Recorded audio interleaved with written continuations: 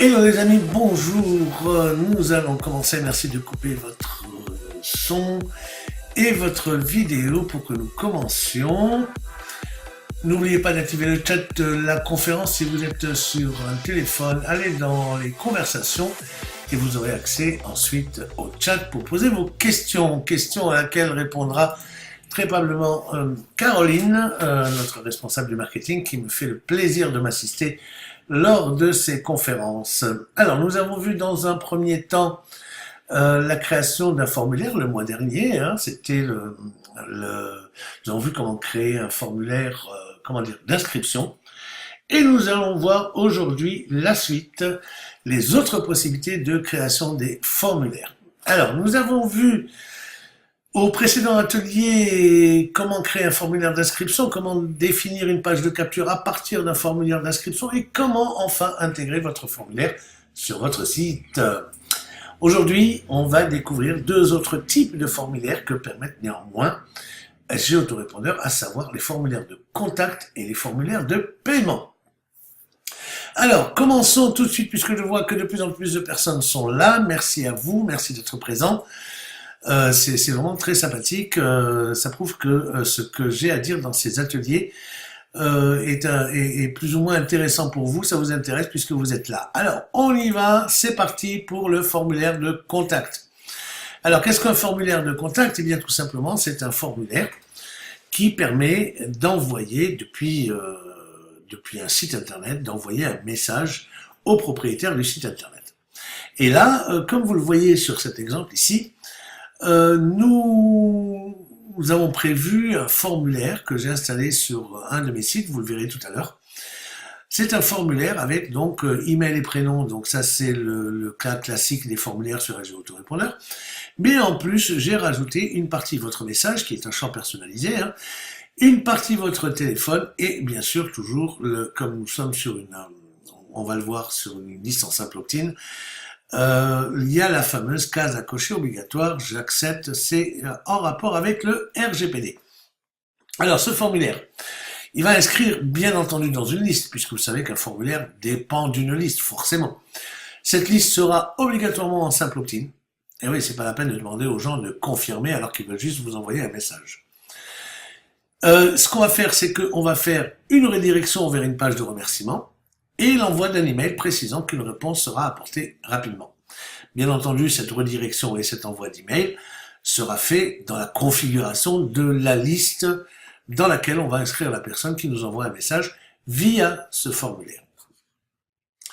Alors, dans ce formulaire, ce qu'il faut noter, c'est qu'il est important pour nous d'être immédiatement informés quand une personne nous envoie un message via un formulaire de contact, ce qui est normal.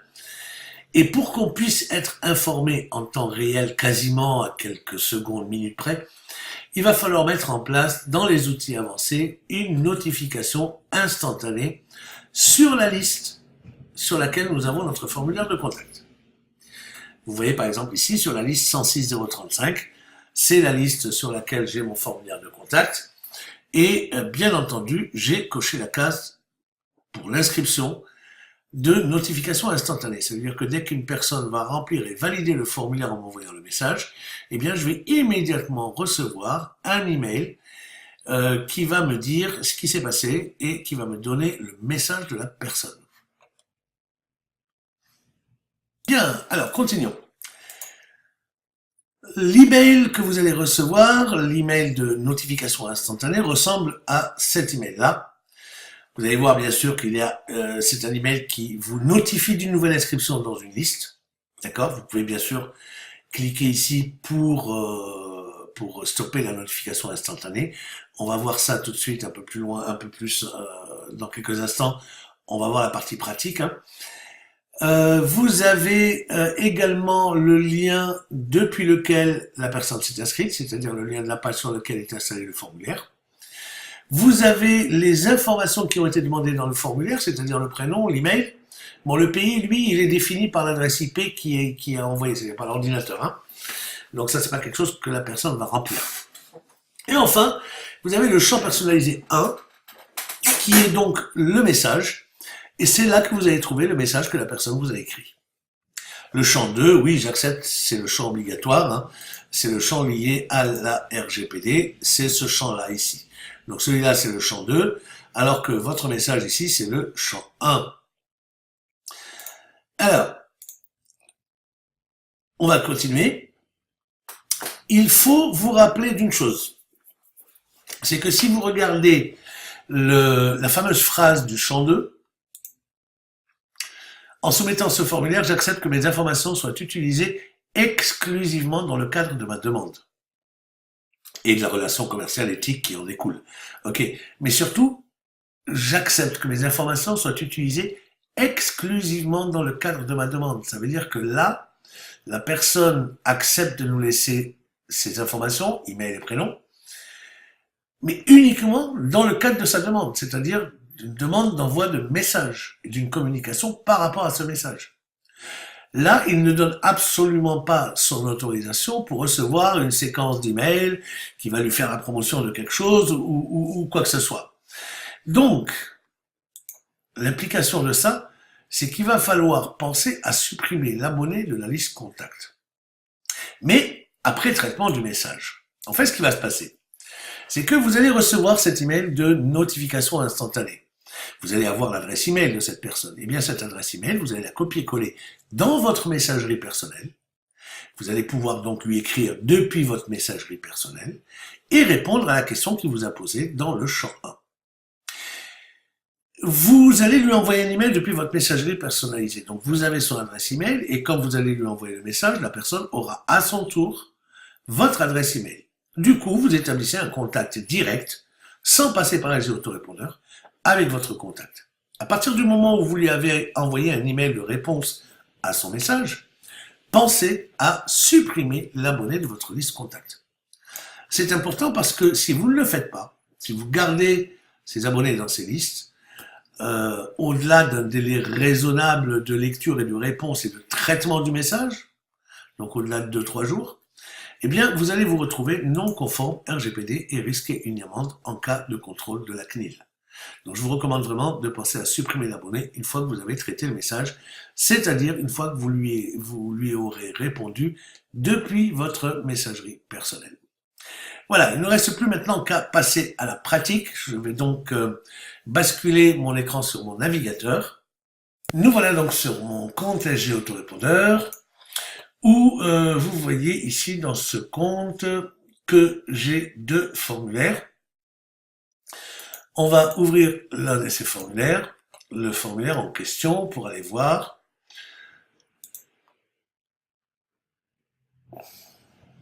Voilà, je suis à votre écoute.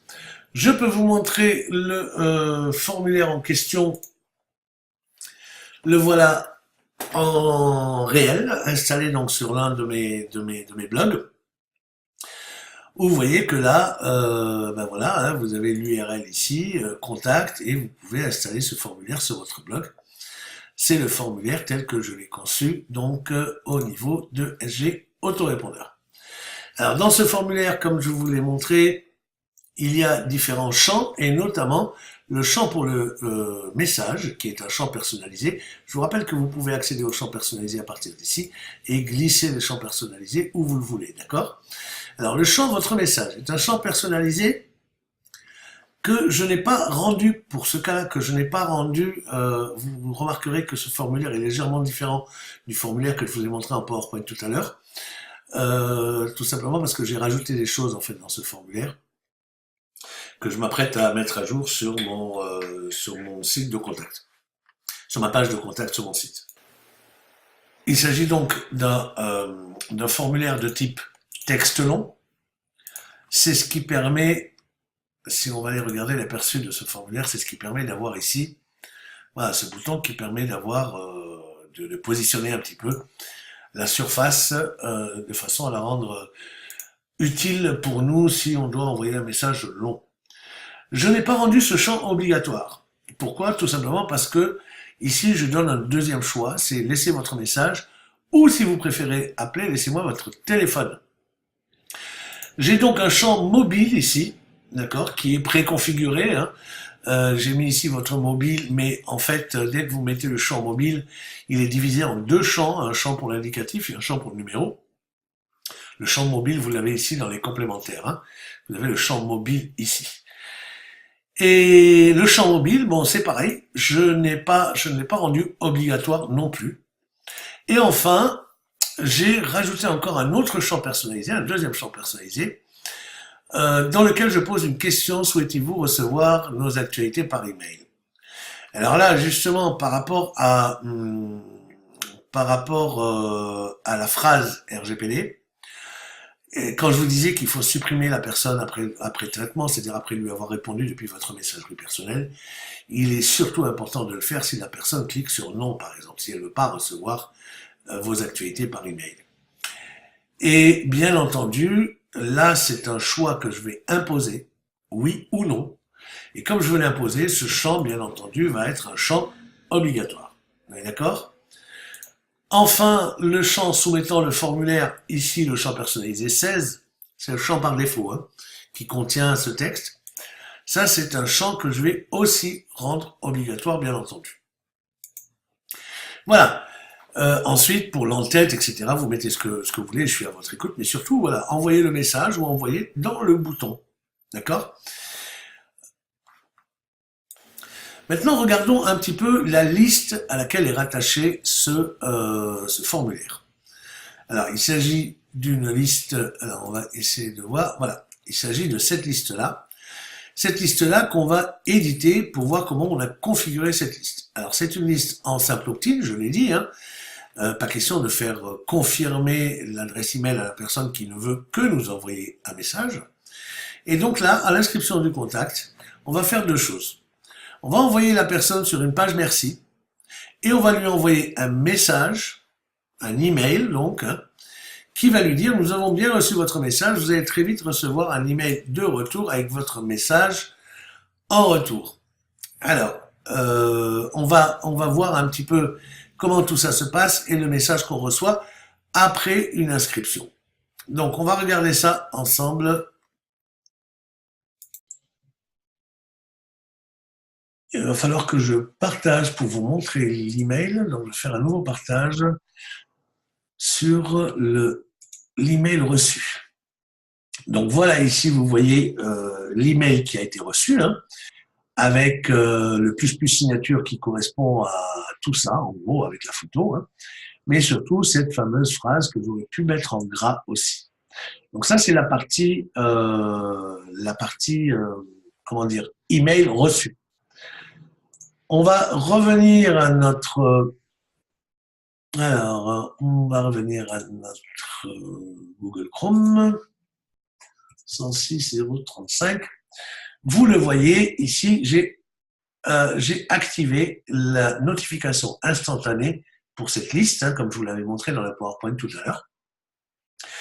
Et alors, vous avez ici, vous avez la possibilité d'activer ou de désactiver les notifications quotidiennes récapitulatives, à ne pas confondre avec ce que vous faites ici, qui sont les notifications instantanées.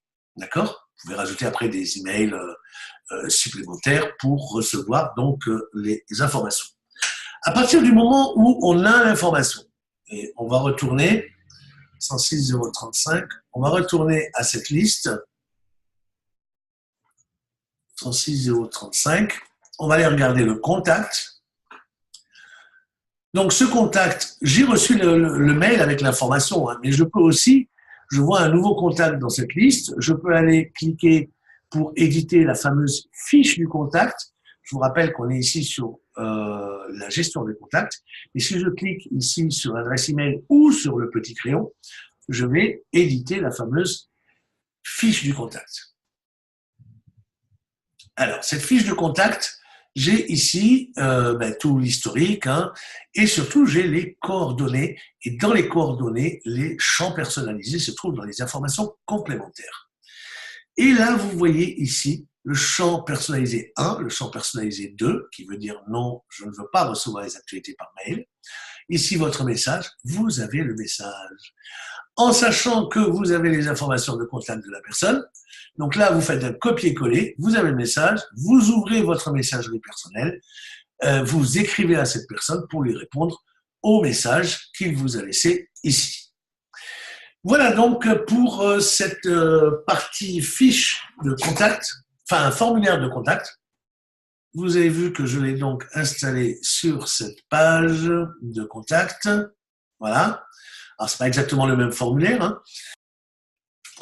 Donc là, vous voyez le formulaire hein, de contact. Bon, il n'est pas exactement pareil que le formulaire que je vous ai présenté. Mais vous pouvez aussi utiliser le formulaire différemment si vous ne voulez pas vous casser la tête à faire une page. Je vous rappelle que nous avons vu dans le précédent atelier qu'un formulaire peut être transformé en page de capture. Donc, vous pouvez aussi mettre quelque part un lien dans une page ou dans un mail et dire que ce formulaire de contact, j'en fais une page de capture carrément. Il suffit de rajouter un fond, hein, maintenant vous savez comment faire. Imaginez, je rajoute ce fond-là. Et donc, du coup, eh ben ici, j'ai mon formulaire de contact et j'ai surtout l'URL ici que je peux diffuser. Et les personnes arriveront directement sur le formulaire de contact. Ce qui m'évite, en fait, d'avoir à créer cette fameuse page sur mon blog avec le formulaire de contact. Voilà. Donc, voilà, j'espère que c'est compris pour cette histoire de formulaire de contact. Je vais regarder un petit peu ce qui se passe au niveau...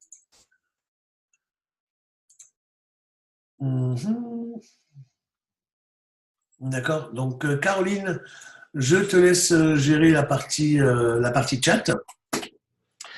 Et on va donc revenir sur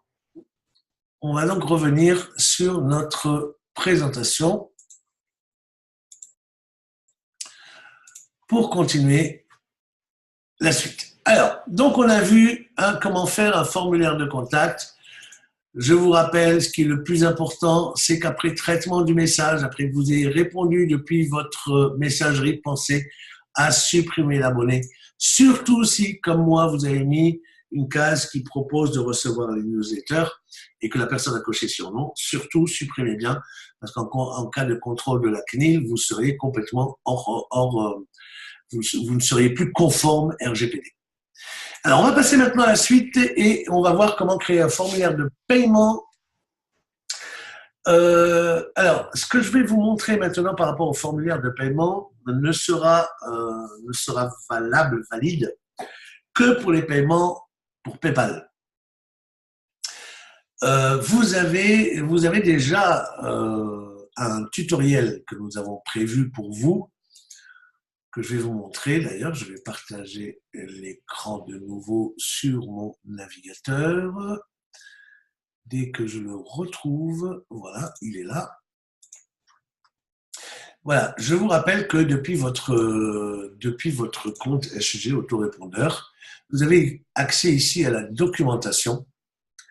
Alors, la documentation, ben, vous avez ici accès à tous nos programmes de formation, mais je voudrais attirer votre attention, justement, on va parler de formulaire de commande maintenant. Vous avez accès à un tutoriel complet ici, dans notre page des intégrations, qui, lorsque vous cliquez sur consulter, ça va charger la page donc avec toutes les 64 web services compatibles. C'est classé par ordre alphabétique, donc les chiffres, et puis après ordre alphabétique, cherchez PayPal. Vous allez voir qu'on a plusieurs solutions par rapport à PayPal, et notamment celle qui nous intéresse, gestion des achats et des clients. C'est exactement ça. Donc là, il y a deux PDF. Il y a un PDF qui vous permet de créer un bouton à partir de PayPal pour ceux qui ne savent pas le faire. Sinon, vous avez ici au-dessus aussi un tutoriel. Et ensuite, vous avez toutes les explications pour justement ce que je vais vous montrer maintenant.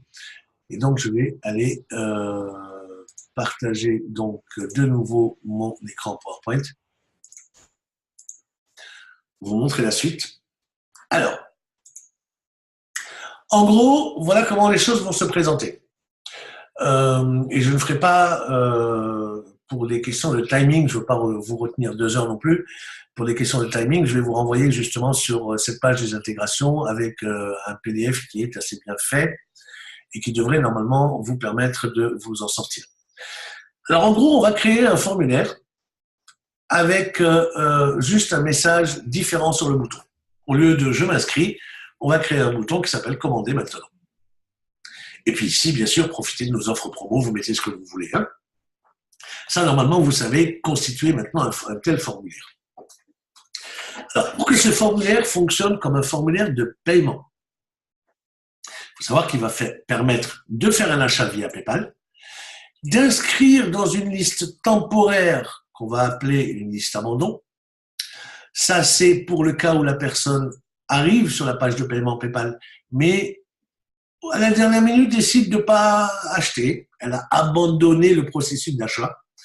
Et ça, le fait de pouvoir l'inscrire dans une liste abandon est super parce que ça permet d'envoyer automatiquement une relance pour ce qu'on appelle les abandons de panier.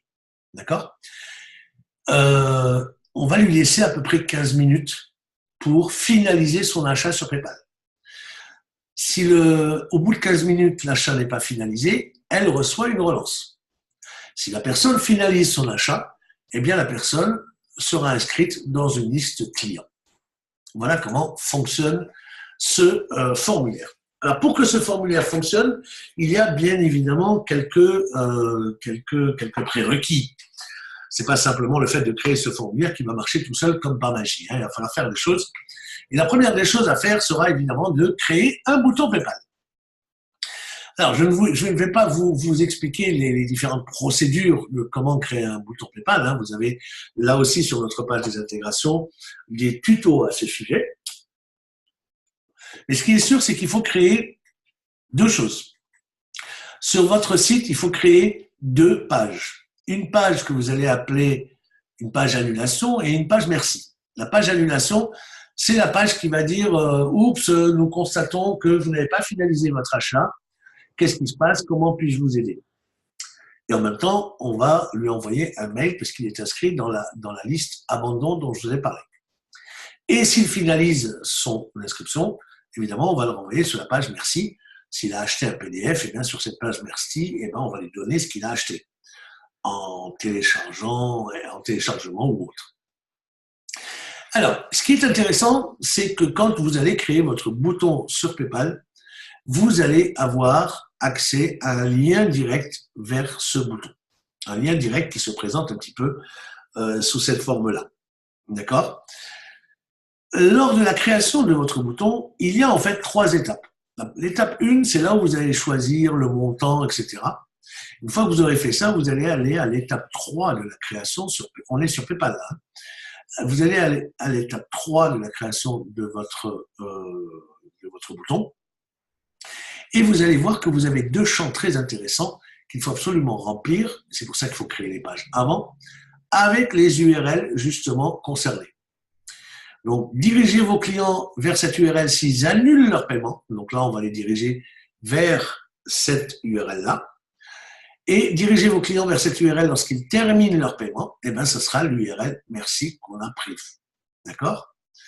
Voilà, ça, c'est ce qu'il faut faire au niveau de la création de votre bouton, en plus de ce que vous faites d'habitude en créant un bouton PayPal. Il faut juste cocher ces 2 cases et remplir les 2 URL. Une fois que c'est fait, vous validez et vous avez accès donc à ce lien direct vers votre bouton PayPal. Ce lien, il faudra le copier quelque part parce qu'on va en avoir besoin. Alors, où est-ce qu'on va en avoir besoin? Eh bien, on va en avoir besoin dans le fait que du côté SG Autorépondeur, on va forcément donc créer 2 listes. On est d'accord? Une liste abandon, une liste client. La liste abandon, c'est pour relancer les abandons de panier, comme on l'a dit, et la liste client, pour le suivi client, on va dire. Voilà. Les 2 listes, comme il s'agit de clients, qu'ils abandonnent ou pas le panier, c'est des clients, donc des listes en simple opt-in. On ne va pas demander aux clients de confirmer alors qu'ils viennent de payer, quoi. Hein. Voilà, on est sûr que normalement, comme on le dit souvent sur SG Autorépondeur, hein, les listes en double opt-in, c'est pour les prospects, les listes en simple opt-in, c'est pour les clients. Donc là, on est dans le cadre de 2 listes, abandon et clients, qui sont des listes clients, et donc ça peut être des listes en simple opt-in. La liste abandon sert à relancer les personnes n'ayant pas finalisé leur achat. Il faut prévoir pour la liste temporaire abandon une temporisation d'environ 15 minutes sur l'envoi du message transactionnel de relance. Ah, alors là, il va falloir que je vous montre directement les choses sur SG Autorépondeur. Donc, on va se remettre sur le navigateur. Voilà. Et on va aller chercher, donc, je ne sais plus, c'est la 106. Ah non, c'est la liste abandon et la liste PayPal.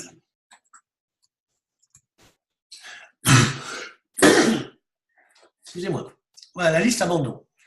Alors, la seule chose qu'il va falloir faire dans la liste abandon, c'est une liste en simple opt-in. Hein. Les coordonnées, ça, je passe. Et en simple opt-in, il n'y a que l'inscription d'un contact à gérer. Et là, en fait, ce qu'il faut faire, c'est une temporisation du message, ici. Vous voyez, ici, j'ai mis 12 minutes après la confirmation. C'est-à-dire que ce message ne va partir que si la personne est réellement inscrite dans la liste abandon. C'est-à-dire qu'elle a 12 minutes pour finaliser son inscription. Si après 12 minutes, elle n'a pas finalisé son inscription, eh bien, on va lui envoyer ce message. Elle sera de toute façon inscrite sur la liste abandon, mais elle recevra ce message, votre commande sur PayPal, liste abandon achat, nous constatons que vous n'avez pas finalisé votre achat, comment puis-je vous aider? Alors là, évidemment, je vous ai mis ça comme exemple, mais à vous de voir le message que vous allez donner, bien entendu. Donc, je vais revenir sur le PowerPoint.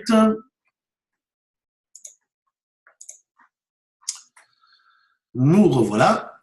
Donc, voilà, il faut prévoir pour la liste temporaire abandon une temporisation d'environ 15 minutes sur l'envoi du message transactionnel de relance. Ce qu'on appelle le message transactionnel, pour ceux qui ne le savent pas encore, c'est tous les messages qui dépendent d'une transaction, en l'occurrence d'une transaction d'inscription. Pour faire simple, le ou les messages transactionnels sont les messages que vous configurez tout simplement dans votre liste, dans la configuration de la liste. D'accord? Alors, ensuite, ce qu'il faut faire, c'est qu'au niveau du formulaire, et c'est là que ça va être important, on va faire deux choses. On va mettre le lien qu'on avait copié tout à l'heure du bouton PayPal, ici, et si la personne finalise son achat, on l'inscrit dans la liste client, ce qui va la désinscrire de la liste abandon. Alors ça, pour vous le montrer, je vais vous le montrer aussi directement sur le navigateur. Mon navigateur qui est là. Voilà. Alors, sur le formulaire de la liste abandon. Donc, on va retourner à l'accueil. Quand on est perdu, l'accueil, c'est formidable. Hein. Et là, PayPal, voilà. Donc, sur le formulaire. Alors, le formulaire, il est là, hein, le formulaire en question. On va aller le regarder. Il est bien sûr dans la liste abandon. On va éditer le formulaire.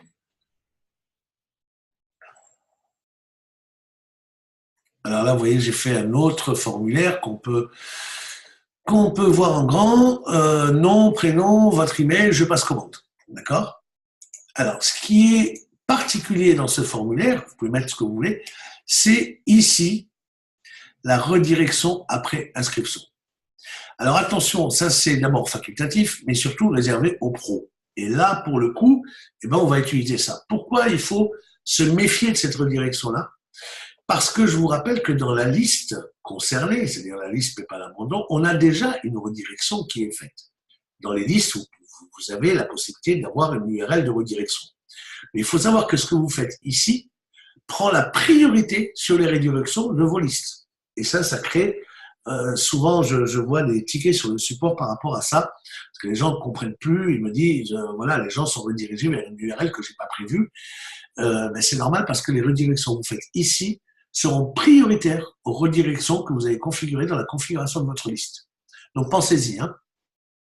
Alors là, on a deux choses à faire. Donc là, si j'ouvre ces redirections, vous allez voir ce que je viens de vous dire. C'est-à-dire que l'URL de notification d'inscription pour le formulaire, c'est le bouton PayPal.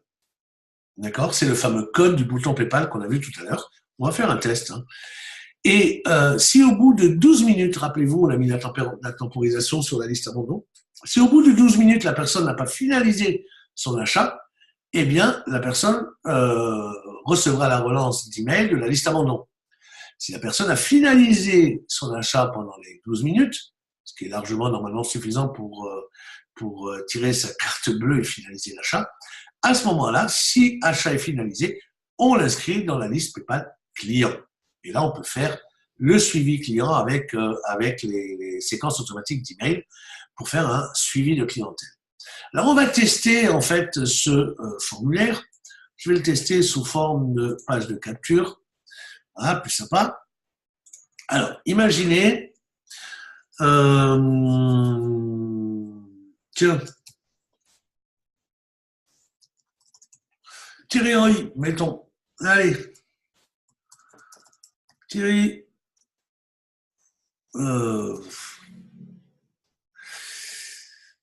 Thierry@gmail.com. Allez, n'importe quoi. Je passe commande et c'est là que la magie s'opère.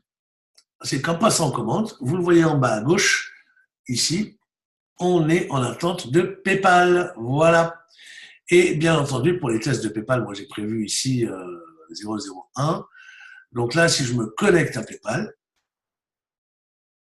eh bien, je vais avoir le paiement. Ah oui, effectivement, ouais, c'est pas le même compte PayPal. Ok. Je peux pas le faire avec mon propre compte PayPal. Ouais. Payer sans ouvrir de compte. Donc là, on peut effectivement essayer de voir si. Parce que là, comme c'est mon propre compte PayPal qui a créé le bouton et que je veux faire un paiement sur mon propre compte, c'est compliqué. Donc là, voilà. Vous avez ici les coordonnées qui vont être demandées, notamment le numéro de téléphone et l'adresse email. On peut payer. D'accord? Là, j'ai 12 minutes pour payer. Je suis déjà inscrit avec cette adresse email dans la liste abandon. On peut d'ailleurs aller le vérifier sur la liste donc PayPal. On va voir si je suis bien inscrit dans la liste abandon. Le fait d'avoir validé le paiement et de me retrouver sur PayPal, normalement, ça a dû m'inscrire sur la liste PayPal abandon. Et c'est bien le cas, comme vous pouvez le voir ici. Si on regarde, c'est bien le Thierry@gmail.com, j'espère. Voilà. On est bien dans PayPal abandon pour la durée de 12 minutes. Alors, si je finalise mon achat maintenant, avant les 12 minutes, eh bien, je vais être déplacé de la liste abandon vers la liste client. D'accord? Et voilà donc ce que je voulais vous montrer concernant. Je vais revenir sur mon PowerPoint.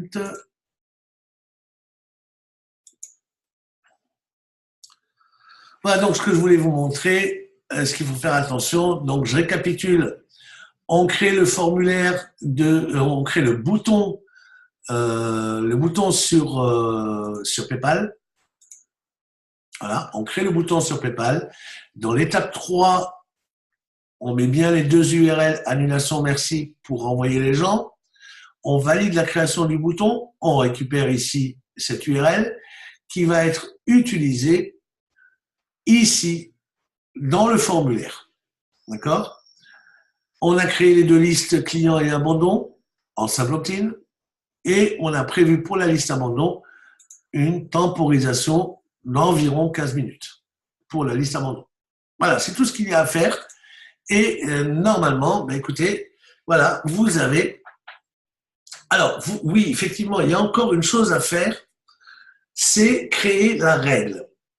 Alors, une règle, c'est simple, hein, c'est une règle de liste. Là encore, je vais vous montrer les choses directement en live, donc sur mon navigateur. Voilà. Alors, dans les règles, vous savez que vous avez mes règles ici, hein, tout simplement. Et là, dans les règles, si on cherche les règles PayPal, sur les inscriptions. Voilà. Sur les inscriptions, oui, c'est ça. Non, c'est sur les règles de liste, pardon. Les règles sur les inscriptions concernent les formulaires. En fait, ici, je n'ai pas créé de règles. Hein. Mais ça, voilà, il faut la créer. Donc, ça veut dire que ici, s'il y a inscription dans la liste client, donc en fait, s'il y a inscription dans la liste client, supprimer l'abonné de la liste PayPal abandon. Je valide. Et voilà, maintenant je vais trouver la règle ici, voilà. Donc, il faut créer cette règle. À l'inscription de la liste client, supprimez la personne de la liste abandon. Comme ça, vous évitez que la personne reste inscrite dans la liste abandon et qu'elle soit bien basculée d'une liste à l'autre en fonction de ce qu'elle fait. D'accord? Donc, c'est le formulaire et c'est PayPal qui va faire en sorte, dès que la personne valide le formulaire de commande, d'inscrire la personne dans la liste abandon. Cette liste abandon, elle a une temporisation de 12 à 15 minutes qui permet à la personne de finaliser son achat. Soit elle ne le finalise pas, soit elle le finalise. Si elle ne le finalise pas, elle reste dans la liste abandon avec une relance par email derrière après les 12 minutes. Si la personne finalise son achat, elle est inscrite dans la liste client et du coup, elle est supprimée de la liste abandon. Voilà. Alors, on va retourner une dernière fois sur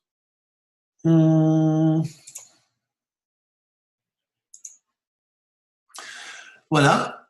Je pense qu'on a fait le tour de la question. Voilà comment donc créer un formulaire. Donc là, évidemment, on est passé déjà à la pratique. Je vais récapituler les choses un petit peu.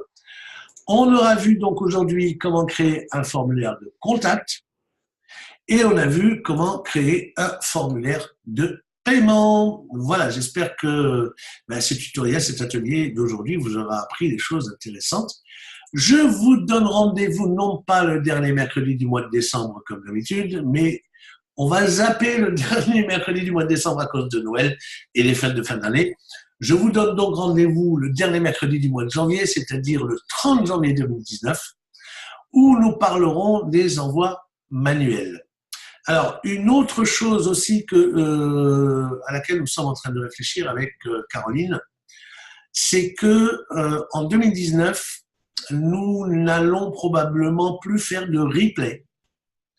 Parce qu'on se rend compte en fait que comme vous savez qu'il y aura un replay, il y a beaucoup de personnes qui s'inscrivent et finalement on se retrouve avec la moitié des inscrits en tant que participants au webinaire. Et donc du coup, nous ce qu'on voudrait c'est que les gens participent pour pouvoir poser des questions en direct live pendant le webinaire. C'est ce qui nous importe.